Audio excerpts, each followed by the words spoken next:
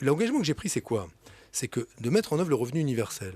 Une première étape que je voulais consacrer aux pauvres, c'est-à-dire ceux qui sont éligibles au RSA, pour lesquels je revaloriserai de 10% l'allocation, elle sera portée à 600 euros, et que je rendrai automatique. Et ainsi, on rémunérera un tiers des Français les plus pauvres qui ne bénéficient pas du RSA. À Donc ce partir de sera 18 600 ans. euros. À partir de 18 ans, évidemment, et puisque l'idée, c'est d'élargir aux 18-25 ans. Mais au-delà du fait que les plus pauvres, entre 18 et 25 ans, bénéficient du RSA ou de l'équivalent, je souhaitais élargir la mesure à tout jeune sans condition de ressources entre 18 et 25 ans. Ce que je vais proposer, c'est non seulement que les 18-25 ans, dès le 1er janvier 2018, ils soient éligibles, mais les Français.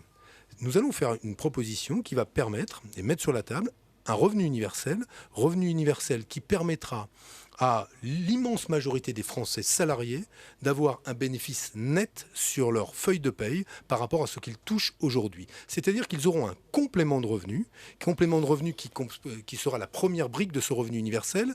J'entre de plein pied dans le 21e siècle. Comment? Eh bien, en permettant demain à ce qu'on puisse avoir cette protection qui soit la garantie d'un revenu universel, quoi qu'il se passe, s'il y a une transition dans ma vie, si je bascule d'un contrat de travail à l'absence d'emploi, si j'ai une période de formation plus difficile, j'aurai de toute façon ce minimum, mais surtout, nous sommes plus ambitieux, sans pour autant que ça coûte plus cher. Pourquoi? Parce que nous avons travaillé avec mes équipes d'économistes, que là où nous avons envisagé des financements bruts, c'est-à-dire sans tenir compte de ce que cela rapportait le revenu universel, nous sommes aujourd'hui arrivés à des financements qui nous permettront d'être plus ambitieux que ce que j'avais annoncé. Je n'ai pas compris, c'est pour tout le monde, du coup? Mais le C'est-à-dire revenu universel par devient définition, universel mais une allocation universelle. tout de suite, Mais une contrairement à ce qu'on allocation imaginait. universelle, Ouais. ou un droit universel. Ça veut dire que vous en jouissez, ce qui ne veut pas dire pour autant que vous n'avez pas de prélèvement qui, pour ce qui est par l'impôt, permettent le financement de la mesure. Je m'explique, toujours l'exemple de M. Bolloré ou de Mme Bettencourt. N'allons pas leur donner 600 euros pour le reprendre de l'autre main. Qu'est-ce qui va se passer au 1er janvier 2018? Nous avons le prélèvement à la source. Donc nous allons avoir sur la feuille de paye les impôts que nous payons, les cotisations sociales que nous payons, le salaire net et le revenu universel.